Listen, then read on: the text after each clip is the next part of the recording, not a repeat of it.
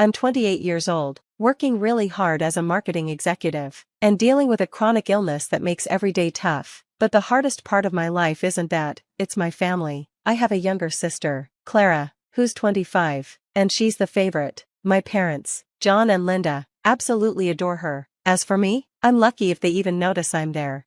Just last week, I finally got the promotion I've been working so hard for. I was excited, so I called home to share the news. Mom, guess what? I got the promotion. Oh, that's nice, dear, she replied. Did you hear Clara's boyfriend took her to that new fancy restaurant downtown? And just like that, my big moment was ignored. It's always like this. Then, the big news came. At a family dinner, Clara came in, waving her hand around. I'm engaged, Rick proposed.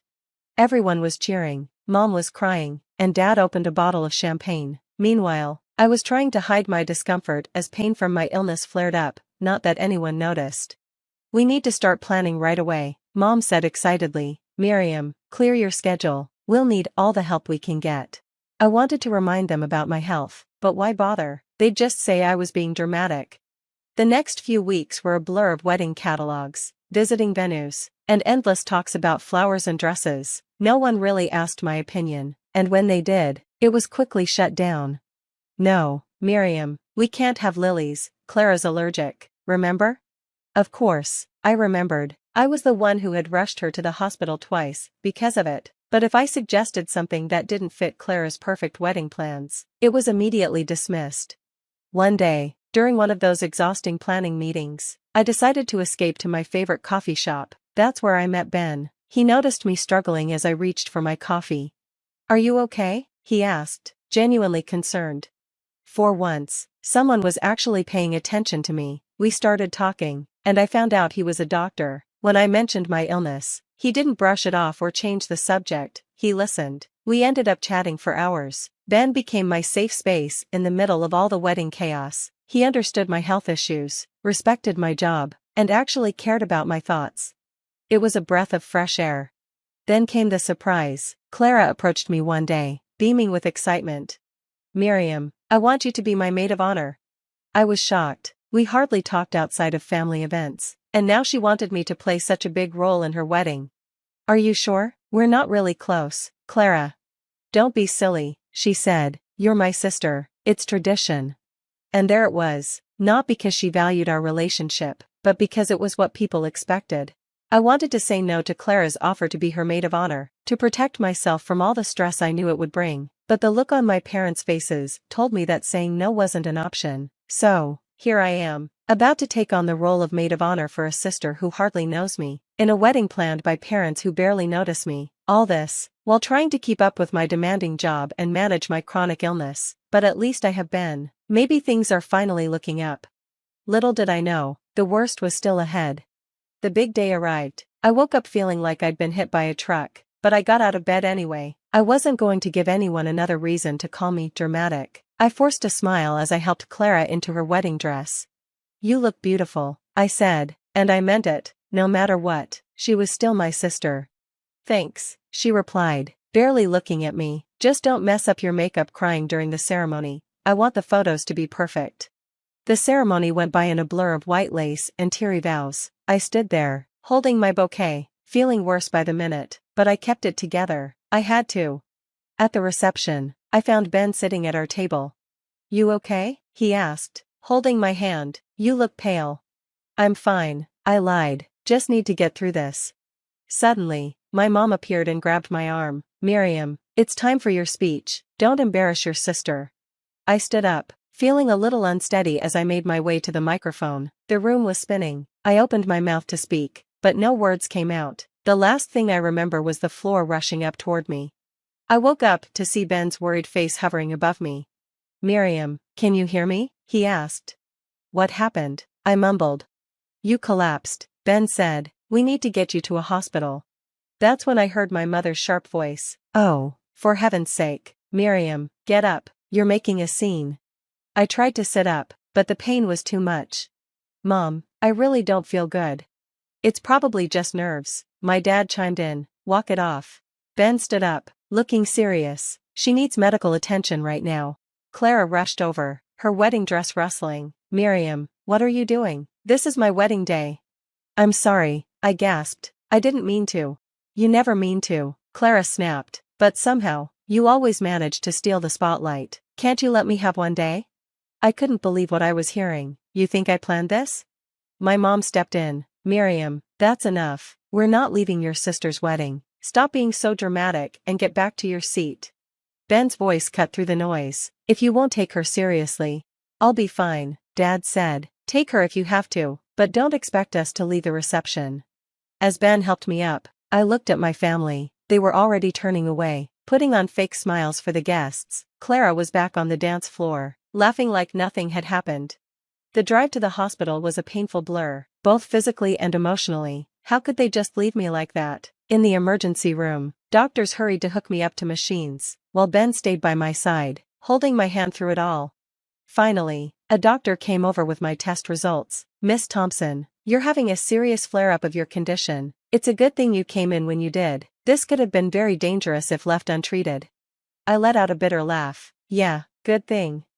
As the nurses got me settled into a room for overnight observation, I couldn't stop thinking about my family, still at the wedding, dancing and celebrating while I was lying in a hospital bed. Ben squeezed my hand. I'm so sorry, Miriam, you deserve better than that. For the first time that day, I allowed myself to cry. Why don't they care, Ben? Am I really that unimportant to them?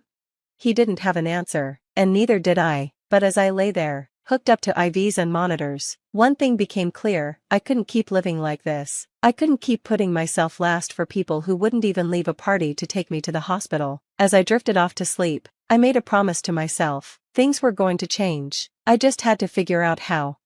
A week in the hospital felt like forever. The only good thing was Ben, who visited every day, bringing me books and keeping me company. Not once did my family show up or even call.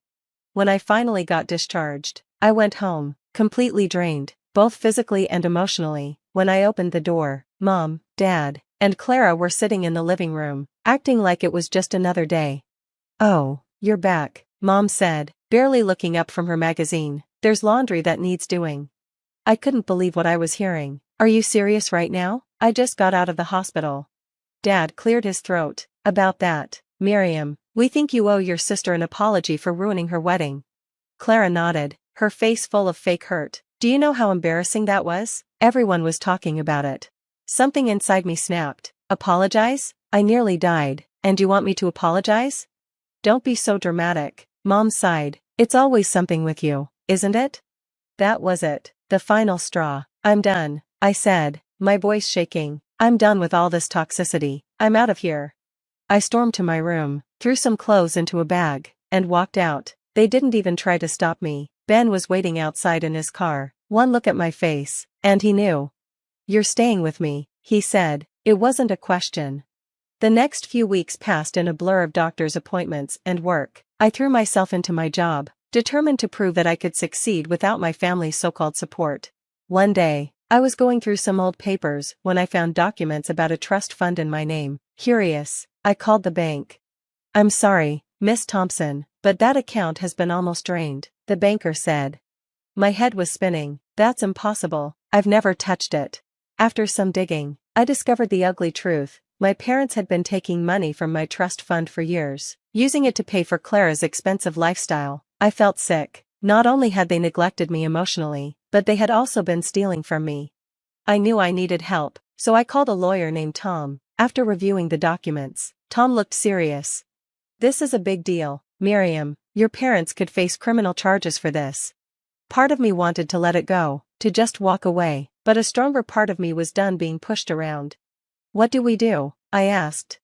Tom leaned forward. We investigate, we gather evidence, and then we make them face the consequences of what they've done. As I nodded, I felt a mix of sadness and determination. This wasn't how I imagined my life would turn out, but I knew it had to be done. For once, I was standing up for myself. That night, as Ben and I sat on his couch, I couldn't help but reflect on everything. You okay? Ben asked, wrapping his arm around me. I don't know, I admitted. I'm angry and hurt, but I also feel free. Is that strange? He shook his head. Not at all. You're finally putting yourself first, and that's a good thing. I leaned into him, realizing he was right. For the first time in my life, I was prioritizing my own well-being. It felt scary, but right. Whatever happens next, I said, I'm ready. Little did I know, the storm that was about to hit my family would change everything, but this time, I wouldn't be the one suffering. This time, I would be the one in control. As the weeks turned into months, my life changed dramatically. I landed the biggest client of my career, putting me on the fast track for an executive position. The day I signed the contract, I thought about how my family would have brushed this off, but Ben, he threw me a surprise party. I'm so proud of you, he said, handing me a glass of champagne. You deserve this. Then, on a quiet Sunday morning, Ben got down on one knee. Miriam, will you marry me? With tears in my eyes, I said yes. We decided to have a small, intimate wedding, everything my sister's wedding wasn't. Meanwhile, Tom had been investigating my family's finances. One day, he called me into his office, looking grim. Miriam, it's worse than we thought. Your father has been embezzling money from his company to fund Clara's lifestyle. I felt sick to my stomach. What do we do? Tom laid out the options, and after a sleepless night, I made my decision. I anonymously tipped off my dad's company about the embezzlement. The fallout was quick and harsh. Dad was fired and faced criminal charges. Our family name, once respected, was now ruined in our community. Then I got a call from Mom. Miriam, please, we need your help. Your father, the company is pressing charges. I took a deep breath. I'm sorry, Mom, I can't help you. But we're family, she cried. Family doesn't treat each other the way you treated me, I replied, and hung up. Next was Clara. Her perfect life had fallen apart. Rick had left her, and without Dad's stolen money, she couldn't keep up her fancy lifestyle. Miriam, I'm so sorry, she sobbed over the phone. I didn't know about the money. Please, can we start over? Part of me wanted to forgive her, to be the bigger person, but then I remembered all the years of neglect, of always being second. I'm sorry, Clara, I can't do this anymore. I wish you the best, but I need to focus on my own life now. When I hung up, I felt lighter, like a burden had been lifted. For the first time, I had chosen myself.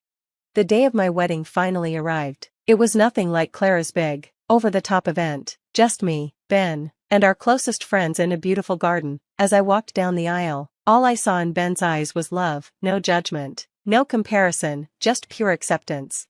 I do, I said, my voice strong and sure. At the reception, I looked around at the small gathering. These were people who truly cared about me, who had stood by me through everything. My colleague Sarah raised a toast. To Miriam and Ben, two of the kindest, strongest people I know, may your life together be filled with love and respect.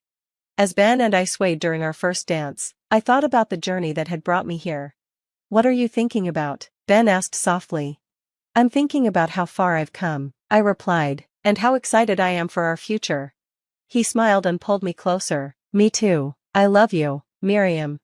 I love you too, I said, and I meant it, not just the words, but the promise of a life where I was valued, respected, and loved unconditionally.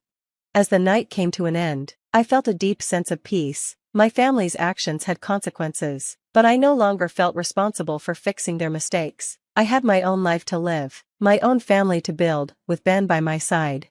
Looking at my new husband, I smiled. The road ahead might not be perfect, but I knew one thing for sure, I would face it on my own terms, surrounded by people who truly loved me, and that, I realized, was the sweetest justice of all.